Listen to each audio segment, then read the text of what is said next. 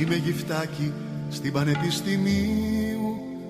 Με τα τραγούδια πατσαβούρια μου γυαλίζω το παρμπρίζ και τα όνειρά σας σε στάσεις λεωφορείου.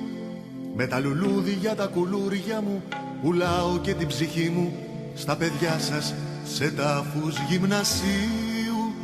Τα σουσαμένια μου μπουμπούκια βουτυγμένα σε χολή, γλώσσα σφουγγάρι δαίμον του κηλικίου. Στο μαύρο πίνακα καρφώνω τους πασίκλες μαθητές και τα τσιράκια του άρχοντα ηλιθίου. Τους κοπαδίτες, τους μουγκούς, τους σιωπηλούς πλειοψηφούντες, δουλειές με φούντες. Μπαίνω με τα τσαρούχια στο σαλονάκι της Ευρώπης. Μια ζωή πρέτα πορτέ με περιμένει.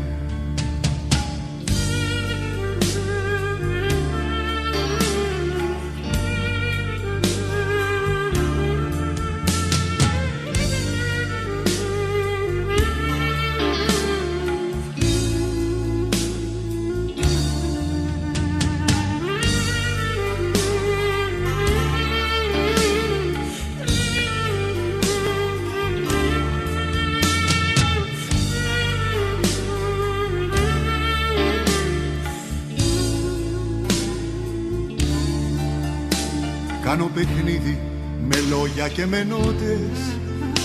Έχω κρυμμένα τραγουδάκια στα μανίκια, στα μπατζάκια, γητεύω κότες, άδουρα κοριτσάκια και τα φυτεύω στο κρεβάτι με τα κέρατα να εξέχουν στα τασάκια από έρωτες καπότες.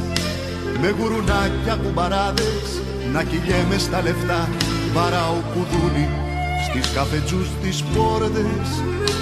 Η σκονισμένη νεολαία, σαβανωμένη συνολάκια, κάνει νάστια σε δίσκο καρμανιόλες.